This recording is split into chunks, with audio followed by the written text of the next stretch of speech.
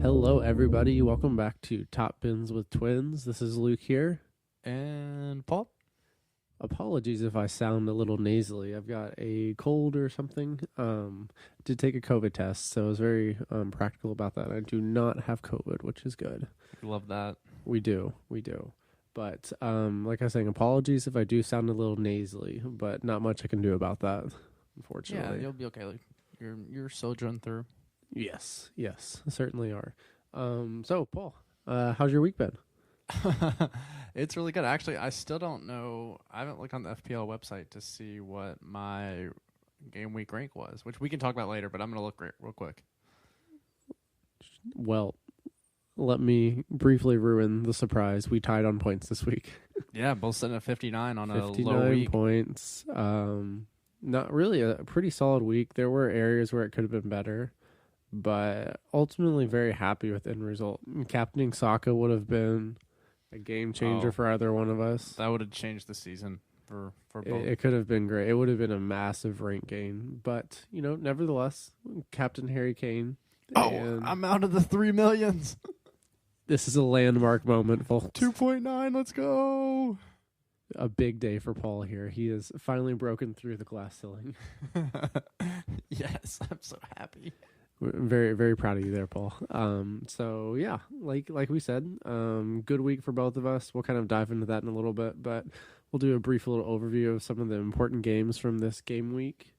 And yeah, so from game week 28, some of the biggest results, which, I mean, honestly, it was such an interesting weekend in the Premier League. Awesome.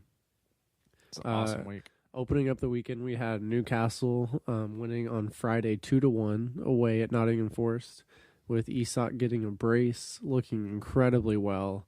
We'll dive into some of the underlying numbers later on in the podcast, but he is looking like a viable FPL asset for the remainder of the season. Mm-hmm. And honestly, for the next couple of years at Newcastle as well, as they continue to develop, build, and also bring in more talent. He still looks so young. He does, but honestly, it felt like a masterclass what he did on Friday. But so moving on to the next results, because I actually could talk about that for a while. But other noteworthy results at the bottom of the table, a major win there for Leeds at Wolves. What a game! What a 4-2 win! What a match! Not only was this a big win for them, but it was a quintessential Leeds win. I feel like. Yeah, dude, that was 2 red cards, stupid. 1 to a player, Nunez, who wasn't even involved in the game. He got carded, got a straight red while being on the bench. Love that energy. And Lopetegui was not happy after the match, saying that he just wanted the officials to be better. He wasn't even complaining about them. He just was essentially saying, "You're terrible. I just need you to be better."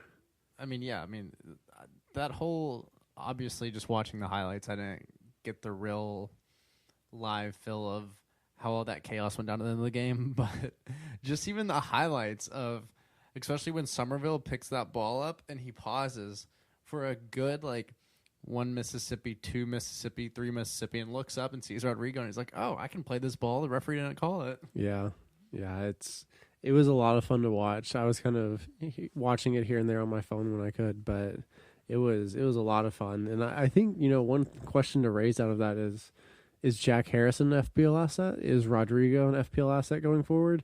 How about Bamford? I mean, there's a lot of questions here, and they have a pretty good run of fixtures coming up. Mm-hmm. So it's something that we'll maybe look into a little bit in the podcast. We'll see if we touch on that or not.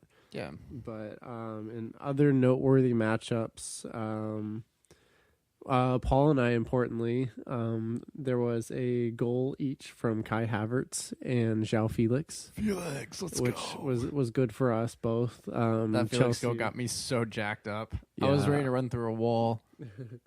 I loved Kai Havertz's shithousery after the penalty, and then Graham Potter calling him out after the match. Shut up, Grandpa. We don't want to hear it. I love that. Yeah, honestly, I didn't have any problem. I think there's a beef in the past between the two, Pickford and Havertz. I can't remember exactly what it was, but maybe, I feel like there's Kai history Havertz there. Just is full of shithousery, so he is, and it's good to see him in good form as well. He's been one of the top performers of the last 2 game weeks, and I'll talk about that a little later on. But and then to end the week, we had Arsenal getting winning 4-1 at home against Crystal Palace, with Saka with the brace and assist. And as we mentioned earlier, the best captain option throughout the course of the week by far from his performance today. He looked really good. He was bright in really nice spots.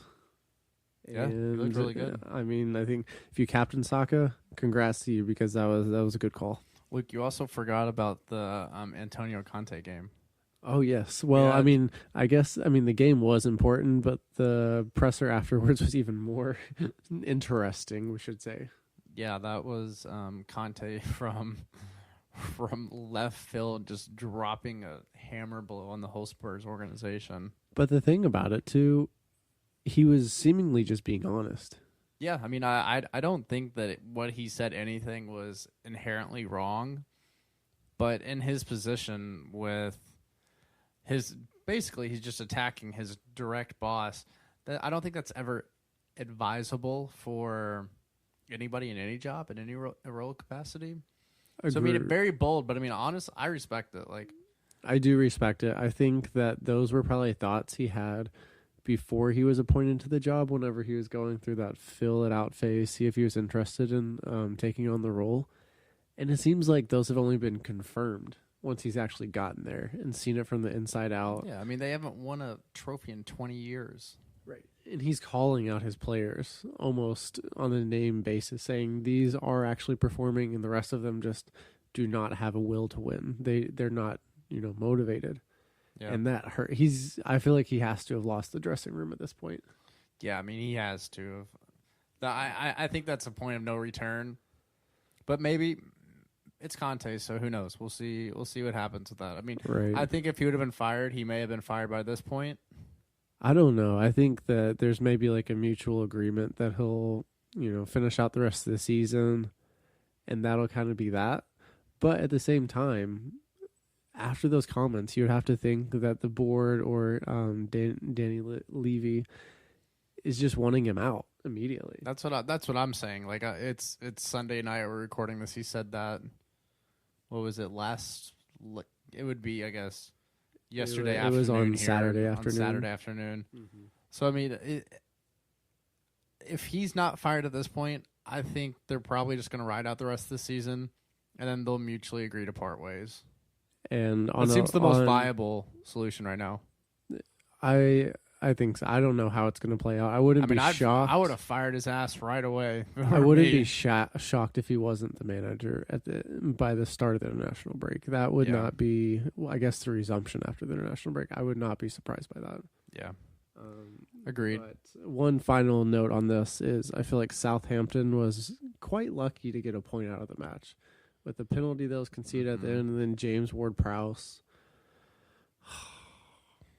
That penalty just, I felt, maybe not entirely deserved, but once still again on our podcast, shout out Kyle. You lucky man. You lucky bastard. That saved his week. It did. Well, like, anything else we want to add about the games? We'll dive a little bit more into other stuff and specifics. We will, but yeah. I think that's going to wrap on our overview for Game Week 28 actual results. Now we'll kind of move on to a segment of Red Arrow, Green Arrow. So yes, here we go. All right, it's time for our favorite segment, Red Arrow, Green Arrow. Yeah. The crowd goes wild. All right, so this week, guys, I am on a green arrow, and it feels so good. The best way to sum this up is Danny Rojos' quote of, "Football is life." It also is death sometimes, too, as you all have listened to this podcast. Sometimes you just hit a greyhound, and it goes the wrong way. R.I.P. What was it, Earl? I think that was, he lived a good life. But back to your fantasy team, Paul. Yeah, on a happier note. So this week I had a green arrow sitting on 59 points total, giving me a game week rank of 752,000, and then putting me up to 2.9 million total, which honestly, for my first year playing FPL, I'm not entirely happy with it, but it feels good to break out of the 3 millions, Yeah, no, I think that is good. We were kind of looking at your fantasy team earlier today, and we'll do the same for mine as well. But there's a lot of lessons that we've learned this year that will, help us going forward and really make a difference, I think. Yeah, I think we actually kind of talked about this too, that sometime during the summer when we have that big break for just between seasons, we're probably going to put up some podcasts for people that are new coming into the game and kind of analyze what we did and what we did wrong. So, I mean, I think that would be a kind of a good little case study for people to look at. Yeah, and also along with that, I think we're just going to have so much free time that we're going to be wondering what to do with our lives at that point. So, it'll talk about it. Yeah, don't talk about it. That's for future Luke and Paul to worry about. But I think it is going to be a lot of fun for us to kind of come up with some new things for us to do and kind of help inform and educate everyone else as well. Yeah, absolutely. Do you want to kind of go through the players that perform well for you, Paul? Yeah, I will. Let me pull it up. All right, so this week, if you look at my back line, it's hilarious. So Kepa's on 1 point, Ben Mee's on 2, Trippier's on 2, Ben Davies is on 1, and then Zinchenko's on 2. So I got nothing essentially for my back line, which is crazy that I got to 59 points. Well, I think this week too, it's important to note a lot of people blanked on. They probably had 7 or 8. So even just those 1 or 2 points can make a big difference. Yeah. But keep going with your I managed to roll out a starting 11, which was good. And then I had James Madison on 4 points, which once again I think he probably was unlucky to not get a return. And then I also had Martinelli, who got me another goal, which this dude is producing with a capital P. He's been on fire lately. He's played really well, really well. Yeah, and then we had Saka, who was massive this week, 18 points, which should have captained him, but I mean, I think hindsight's 20/20, right? And then Harry Kane, who was my captain this week, was on 6 points, ended up with 12 for me. Tony on 2, and then my man Felix with 8 points with the goal contribution. With a beautiful and finish, points. Hitting it off the post, just rolling it to pinpoint accuracy. Mm-hmm. It was, that was quite the beautiful finish. I hope Chelsea can hold on to him for next year.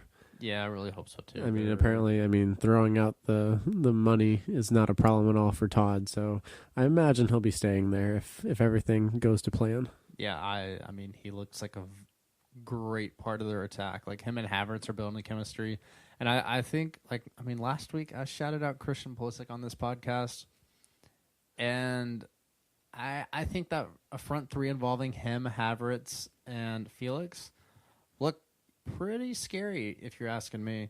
I agree. I think Pulisic did look pretty good. The international break is probably going to be really good for him. He'll get 2 full 90 minutes, hopefully. Get some confidence, hopefully a goal contribution. We're probably going to do a podcast maybe later this week or on the weekend, kind of talking about the USMNT. And we might have a surprise guest with us as well. We'll see. But Pulisic, I mean, I as a fan of him, especially him coming off an injury, I don't want to see him play 90 against El Salvador and Grenada. We also have other baby Eagles that need minutes for the national team. And Pulisic, we know where he is in the national team. He doesn't have to have those minutes. I'm fine with him starting. I'm fine with him playing. But a full 90 just seems reckless and something I do not want to see. Yeah, I think it'd be good for his club form, though, to build that momentum, kind of get some time under his belt. Give him 65, 70. That's fine. I'm okay with that. I'm okay with that. Yeah, but there's no reason, especially against CONCACAF bullshit teams, which, honestly, I'm going to get fired up if we keep talking about this because We're going to do that podcast later in the week, so let's get back to FPL. Yeah, go ahead. What'd your team look like this week, Luke? My team, similar to you, 59 points. I actually did have some contributors from my back line. So I had Danny Ward in goal, who was benched, of course. Yeah. And then Gabriel with 2 points. Ben White with 5 with the assist, which was very much so needed. I loved seeing that. Ben White assist to Saka. That was exactly what I needed. And then Emerson Royale played, I think, like 15, 20 minutes. He barely even got on the pitch. Did you get 1 point? He got 1 point. I'll take it. 1 point. Okay, it works. And then I had Cash from Aston Villa with the 6-pointer.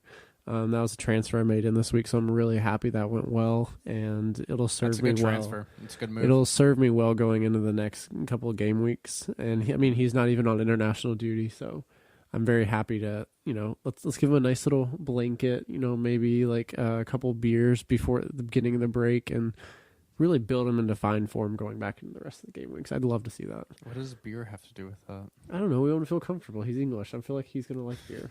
I don't know.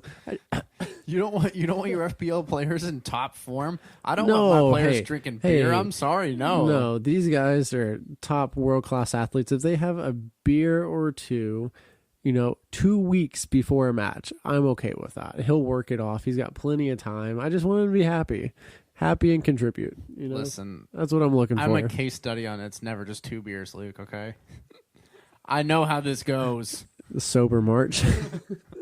It's going inside great. joke. Okay, all right. So moving on, I had James Madison with the goal contribution finally that he's been deserving. But then he got booked for yellow, so down to 4 points from him. Gibbs White only hanging on to him right now for the double that's upcoming for them against Wolves and Leeds, and then Saka with 18 points, amazing performance. Tony Blanks. Kane with the 12-pointer because I captained him, and then Kai Havertz with the penalty and the 2 bonus points. So I'm glad he didn't get carded after his celebration. Yeah. Honestly, I really wish you would have. Yeah, but it's interesting. This is a point I kind of wanted to highlight is what did you say your overall game week for this week was, Paul? Your rank? I think it was 700,052. Right. So I was on 59 points as well, and my game week rank was 815,000. So it just goes to show the power of differentials there.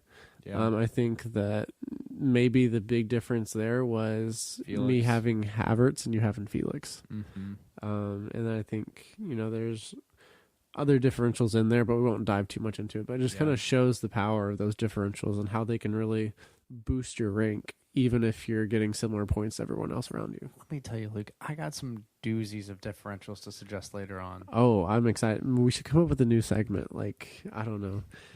Doozy differentials. That's a little That's terrible. much. Let me confirm to you all that will not be the name of the segment. But I think we'll brainstorm over the international break and come back to you all. Start down a path. Some kind of differential pun. We'll see what we can come up with. So, I'm overall happy with my team. I did take a -4, so really I ended up with 55 points on the week. Still a green arrow. I'm up to about 2.1 million. And would really, I think my target for the end of the year is just to be below the 1 million yard line. Yeah, that's a good goal. I mean, like I said earlier, it's both of our first years playing FPL. Yeah, and I did play last year, but I had no idea what I was doing or what any of the chips were. So this is my first year really playing. So It's been a lot of fun, and I'm already excited for the start of next season. Me too. Which is how many days away? I don't know. I'll set a timer. Don't do Calendar. that. I'll just check it every day. So, but I mean, that's pretty much the overview of my week. And I think that covers Paul's as well. Yeah. Maybe, do we want to kind of, in the next segment, let's just go over what our teams are going to look like during the next double game week, because that's game week 29. It's going to be huge with so many doubles. I think it would be kind of cool to highlight that for everyone and what we're thinking for our transfers or not. Yeah, absolutely. We can do it. We'll be back in a minute. All right.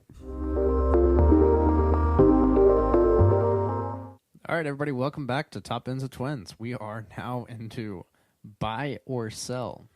Bum, bum, bum. So if you all haven't been aware, the markets have been crazy lately. There's a lot of stuff going on. A lot of industries are struggling right now. And so me and Luke are here to tell you whether you should buy or sell these assets. Yes, we are the experts. But this is not financial advice. This is primarily FPL advice. This is fantasy Premier League advice, not stock market advice. Yes. But if you are buying or selling on the stock market, we have no influence upon that. But if we're looking at these assets as if they are in the stock market, we're going to break it down for you.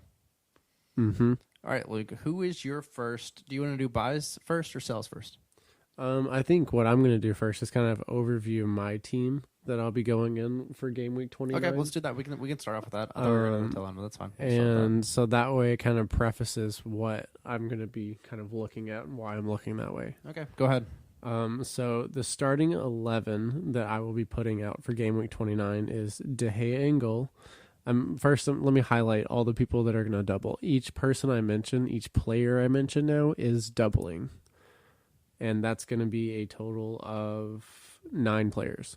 So I have De Gea in goal, Dallo on the back line, Naughty Cash defending, James Madison, McAllister, Gibbs White, Marsh, Tony, and Havertz. All 9 of those players will be doubling in game week 29. So I will have, and then I also have Danny Ward on the bench who's doubling as well. But it seems like he's out of favor, so I'm not seeing him as an option right now. I mean, have you seen him be a goalkeeper before? Yeah, it's kind of terrifying. It's amazing. But so then I have on my bench, I have Emerson Royale, Ben White, and Saka, and they're playing Leeds. Arsenal is. So that's something I'm kind of nervous about, and it's making me question whether or not I should bench boost or not. But kind of inversely, what I'm looking at here is probably trying to get Emerson Royale out. Good call. If I can get him out, I can get to a full team of, not a full team, but 10 players that are doubling, right? And then what's making me consider even more so bench boosting is I can just put any players I don't want to captain on my bench, and get those points, right? So it's definitely an opportunity that I'm looking at. Some players that I would be interested in bringing in would be, not shockingly, Alexander Isak. Wow. After his performance. I'm shocked. He had an XGI against Forest of 1.52, which, I mean, he looked so good during that match. Another player that I'm not looking at immediately for this upcoming game week, the double, is Darwin Nunez. I really like the run of fixtures they have after 30. So they go City, Chelsea, Arsenal, and then after that they have a really nice run for the rest of the season. So whenever I play my wild card, he'll probably be in that team. And then I really like bringing Trippier back in. The double, they have United and West Ham. That's going to be a bit difficult. I'm not sure how I feel about that. I mean, it's 50-50. We know the United game. We know that what West Ham is. So. And that is United without Casemiro too. So, yeah. And then, 2 last ones that I'm kind of looking at to bring in for maybe Tony perhaps is Brennan Johnson from Nottingham Forest. They have Wolves and Leeds in the double. And then I'm looking at Dominique Solanke from Bournemouth. And they have, in their double, they have Fulham and then Brighton. So it's kind of some of the options I'm looking out there that I think these plans will change over time, but that's kind of where I'm at the moment. Yeah, I think that's all that you said makes sense, Luke. Maximizing this game week 29 is, I think if you're playing a bench boost out there, then you gotta get the most you can out of it. So yeah, I think you're going down the right path. I feel like it's a quintessential differential. Funny. I'm just gonna keep trying out these ideas and see which one clicks. Yeah, they haven't clicked yet. But for my team, I'm looking at Kepa on a double, Ben Mee, Trippier, Madison, Tony, Felix, and then I'm bench boosting. So Matoma, Raya, Stupian, McAllister. But I'm sitting in a spot right now where I've put a lot into maximizing this game week 29, and I've rolled a transfer, so I have 2 transfers going in.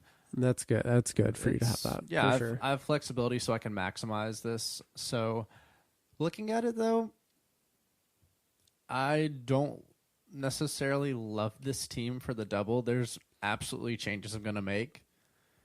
And I think number 1 is Ben Davies is gone. Who do you have an idea who you're going to replace him with? I think probably a Chelsea defender. I'd say which one do you think? Chilwell, Reece James, maybe someone else? I think I would like to bring in Reece James because just how the only problem, of course, as he's proven over this whole year, is that can he stay healthy, and with their Champions League ties involved, that worries me. But I also like we're gonna take our time.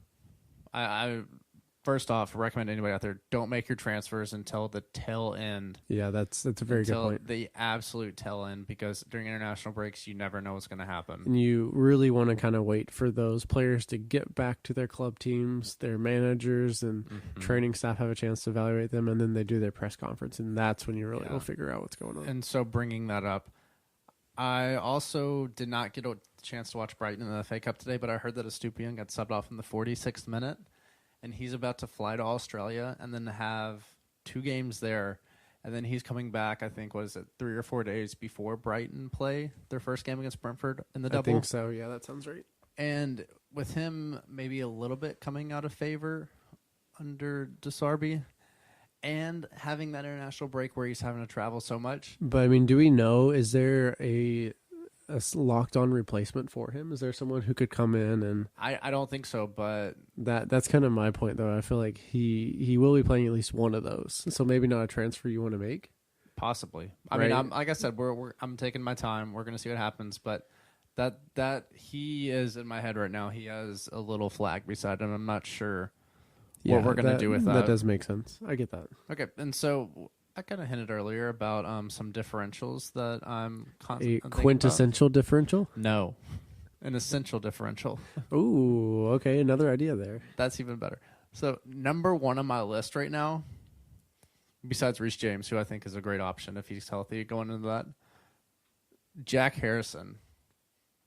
So if we look at Harrison, he's scored or assisted in almost, I mean, it's going to be skewed now because they scored 4 goals, but I think leading into this game, it was like 2 goals. He had 2 goals and 1 assist going into that game, and he scored another goal this weekend. He's in the goals right now. He's not playing in the international break, so he's not going to be injured. And Leeds, we know Leeds are chaotic, and I think he has a good shot to maybe pull off some points. And look at my game week rank this week when I tied on points with Luke, and look at his. That's very true. Yeah, like we can make up some ground that way. I think he might fall under the category of an experimental differential. Yeah, it's more of a long shot. I'm not going to disagree with you here. But I think my shout, Brennan Johnson, is kind of the similar vein as that as well, where it's like these players who are performing well as of late, but you're just not 100% sure. Like Leeds, I think we've both said this before. We feel like they are going to get goals. Yeah. But at the same time, we just aren't 100% sure where they're going to come from. Yeah, and another one, I think Rodrigo may be a decent shout. He is, but do you think he's going to start over Bamford? I feel like Bamford is a better shout.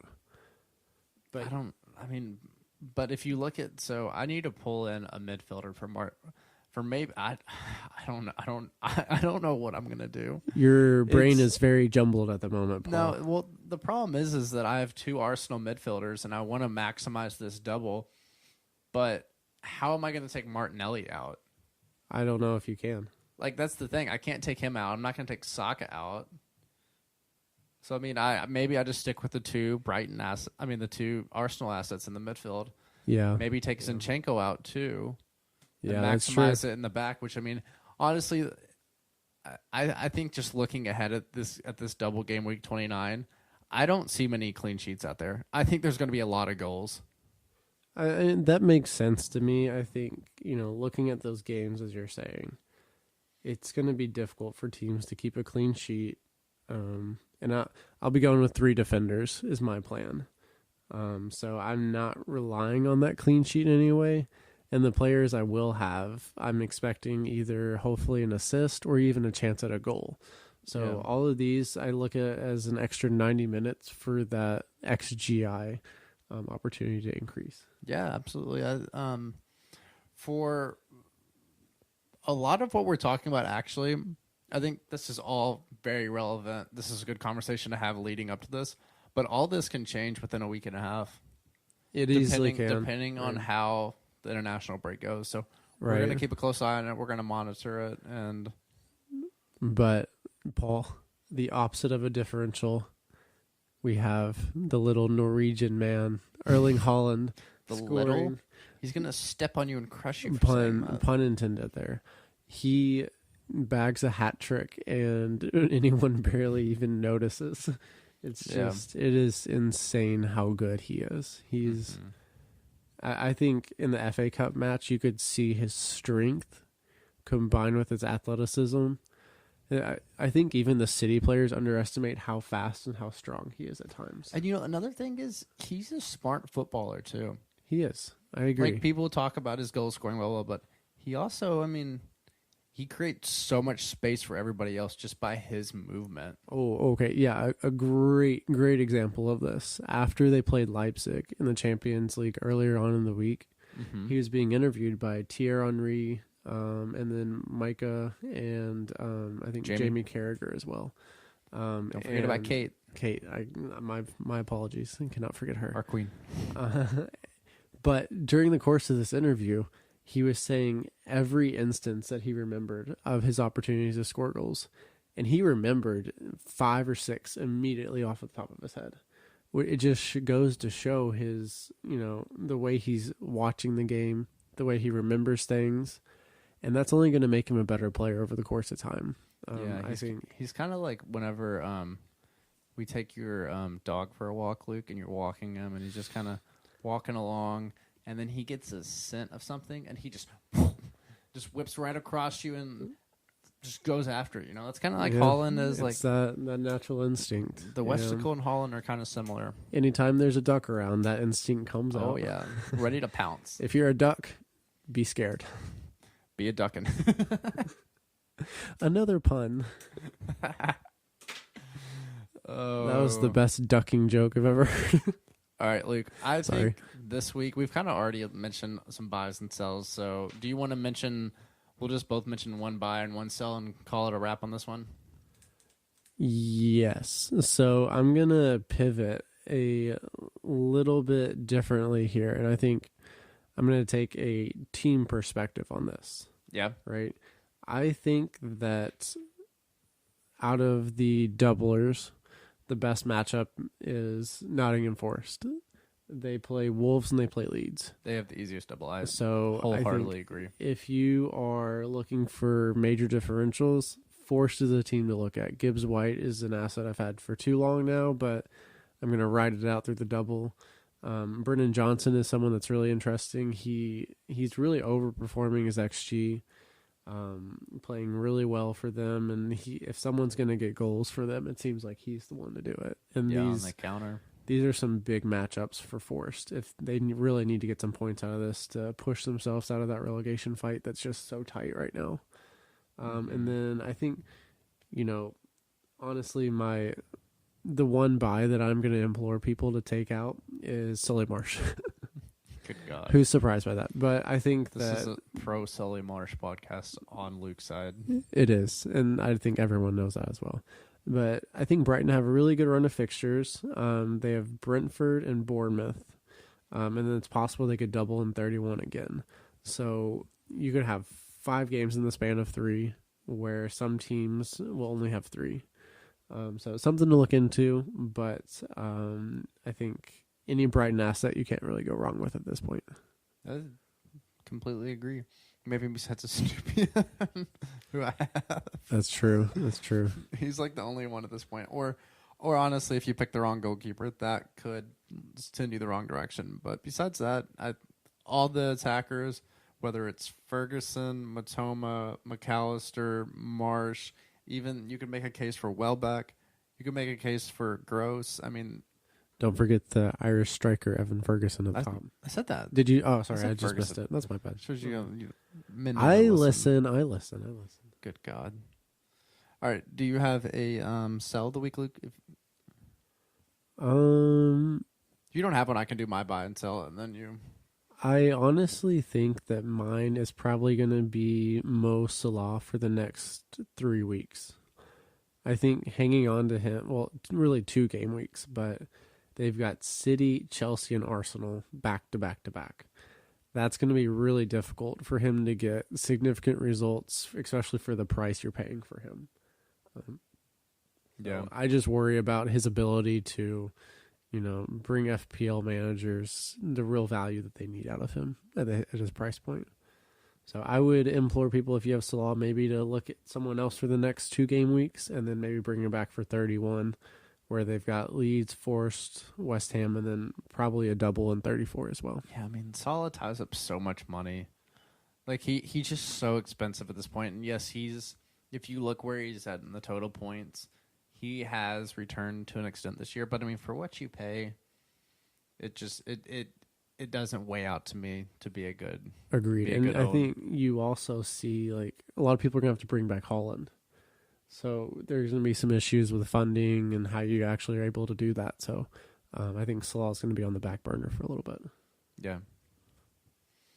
Yeah. Well, Do you have a sell that you would implore people to do? a sell. You said you've been reading the charts and analyzing the data. Give the people something that you found. Well, my sell of the week, and this is controversial, and this could burn me because I currently have him, but I think Tony right now is a sell. Okay, why do you think that? So if we look at their fixtures, they're playing Brighton and Man United. And yes, I realize Brentford typically finds a way to get goals, but I think lately I just haven't liked the way they've been playing. And yeah, I mean they beat Southampton, then they tie with Leicester. To me, that's they also lost to Everton the week before. Like I just don't see the consistency. And I also think, like we've talked about, I'm at the point where I'm just looking for differentials, and everybody in my league has Tony. So that's kind of my angle here. I mean, yeah, I don't think Tony's a bad asset. I really don't, especially now that he's gotten over the hurdle of the yellow cards. Like, you know that you're probably He could still be suspended. No, he could still be suspended, but you know you're at least going to get one game out of him in the double. So This is true. that checks out. But I mean, the yellows for me, he just does dumb things at the end of games. And that's just who he is, I guess, but that's part of owning him. I do have to say, if I was a betting man, oh wait, I just lost my train of thought. Sorry. Keep going. Oh yeah, but so I think Tony this week's a sell for me. If we're looking at a buy of the week on my end, I think we got to load up on. I'm just gonna go from teams here. I think Brighton over the double, and also like Luke said, Forest over the double.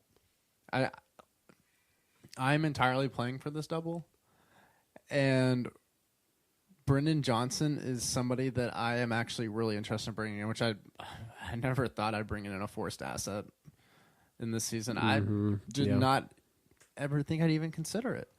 But like Luke said, I mean, they obviously clearly have the best run of 2 games. They do have a good run over those fixtures. They do, and if Forrest are scoring, it's probably going to be Gibbs White or Johnson. And Luke may be owning both of them, actually. So yeah, we'll see about that one. There's also I have also a half idea about somebody to bring in this week, and that's Patrick Bamford. Why do you want to bring in old Patty? Because if you watch him at the top of Leeds' attack, Leeds just somehow always tend to create goals in weird ways. But Bamford, there was a situation in their game against Wolves where Brendan Aronson loved this dude dearly, but he had Bamford. He could have slid Bamford in on his left foot, Bamford and he shoots was not, one like 30 feet over the goal. Bamford was not happy. The absolute, yeah, man, honestly, deservingly so. Like he should have had that ball in that channel, and I just think Leeds are going to create chances. They're going to hit people on the break. They're going to create attacking opportunities, and Bamford has underperformed his XG massively this year, but maybe it'll hit now. It might. I mean, you never know. I just think that my worry with Leeds, like I said earlier, is I just don't know where their goals are going to come from. So that's just my fear there. Part of the big problem with this double too is that a lot of the most popular assets, a lot of the most consistent assets are not doubling, or if they are, they have tough matchups. So I think that's why both me and Luke are kind of here suggesting stuff that may seem a little crazy or different, because the most consistent people aren't really available to really shine in this double. And that's a fair point. I think that So looking at captaincy for 29, I think that Ollie Watkins is going to be a popular choice. Yeah. Probably Brighton assets will be up there as well. And then if you want to take a real punt, maybe James Maddison with Crystal Palace and Villa. Dude, if he was on a good team, he would be perfect for this double. He would be great. But Leicester beside him just look woeful, and it's so sad. Yeah, they really do. Yeah, I don't think anyone's going to captain a forced asset. That is, that would be a long shot. That would be you've ballsy. Good luck with that one if you do that. Yeah. But we'll see what happens. Maybe some people will triple captain, see if they can get something out of the double game week. I mean, we all know it's really easy to get double game week fever. So yeah, it is very contagious. Okay, well, I think that's going to wrap for this segment. If you guys have any questions about who you think should be transferring in, transferring out, feel free to reach out to us. We're happy to provide some advice if you might need it, or just, bounce some ideas off us. We're here for conversation. Yes, we are. We love the banter. So before we finish this segment, let's look at some of the statistics that stood out over Game Week 28. For example, we had Alexander Isak leading the league with a 1.59 XG. This is quite impressive. I mean, he ended up with 2 goals, so he outperformed his XG, but really a good performance from him. And then some other assets that would be important to mention in this XG. Pablo Sarabia from Wolves. He ended up with an XG of 0.97. Well, they were playing Leeds, that's why. No go, but he's performed well for them since he got there in January. Yeah, he's someone to kind of keep an eye on. Slightly joking. Harry Kane outperformed his XG with an XG of 0.78. He ended up with 1 goal. And then over the last 2 game weeks, this is kind of important to note. Isak has led the league with an XG of 1.93 with a total of 3 goals. Next, we have Kai Havertz with an XG of 1.85 and 2 goals. So both outperforming their XGs, performing really well. I think both will be hot commodity targets going into the double game week in 29. So something to think about. Ivan Toney also had a pretty high XG of 1.57 with only 1 goal. So there's an argument there for Toney to not sell because he's underperforming his XG and should overperform based upon his track record. We'll see. So, just some stats there to look at. It's some food for thought there, but I think these you'll see, especially Isak and Havertz, probably rise in price between now and the international break, and also see them transferred in pretty highly. Yeah, I mean, I think we'll see Havertz is probably, at this point, he's probably a moderately brought in asset. Mm-hmm. But if you look, I think when he plays with Germany, he plays extremely well. And I bet he gets a couple goals over the international break. I don't know who they're playing. I don't know their schedule. But if he gets a couple, maybe 2-3 goals for Germany, I could see him being one of the most brought in assets. I just hope by the he time stays. the game start on April 1st. I just want him to stay healthy, honestly. Yeah, absolutely. Yeah, but that'll kind of wrap up this little analysis at the very end of the segment. So we'll move on to the last segment and get back with you all shortly. All right, guys, we are back. We're going to give you a couple quick little thoughts, and then we're going to wrap on this podcast and probably head to bed because tomorrow's Monday morning and we got to get to work. Yes, we do. Yeah, but I kind of just want to talk about Chelsea coming into form and what this means for us as FPL owners. And when I say come into form, I mean goals are back. As from a defensive standpoint, they don't look great right now. And there's a lot of transition between defenders. So as an FPL owner, I think they have 2 of the most attractive options of Reece James and Chilwell. But are they going to be healthy? Are they going to play all the time? That's a question mark that we're going to have to take a risk on. But for their attackers, I think they look like really good options. Especially, I mean, you have low value options as Mudryk or Pulisic. I mean, if Pulisic gets consistent minutes, I think we're going to see that he's going to come into goals in this Chelsea attack. I also think Felix, as I've said in this podcast a million times, is a great option. Luke can attest that Havertz, 3 goals in 3 games. He's looking like maybe the star boy he was supposed to be. I mean, if we see Sterling come back on after the international break, I think he's also a little more expensive, so maybe not the best option for our money, but he's a good opportunity too. So I think Chelsea's probably a team that we have to start considering again, which is a weird thing to say. Never thought we'd hear that a month ago, right, Luke? Yeah, we'll see how long the Graham Potter train keeps on putting along. Yeah. I think, Chelsea fans want his head right now, but I think especially João Felix and Kai Havertz, very viable FPL assets in their attack. The other attackers, I love Pulisic. I really love Mudryk as well. I just, between him, Sterling, and any other guys they have, you just don't know who's going to start amongst them. So Felix and Havertz seem pretty locked on in the starting 11 right now. And they'd be a great option for your team, possibly, if you feel like that's what you want, where you want to go. Mm-hmm. I think that is probably going to do it for us. I have one more. Yeah, go ahead, Paul. Go ahead and finish off. So for me, like I talked about this whole podcast, I've put a lot of stake on this game week 29 of the bench boost. And for anybody else out there that's doing that, I think we have to maximize our potential returns looking for differentials. Mm-hmm. That's true. It's this. We're getting down to the tail end of the season. I mean, we go to game week 38, right? Yeah. And this is 29. So after this week, I mean, there's only 8 weeks left.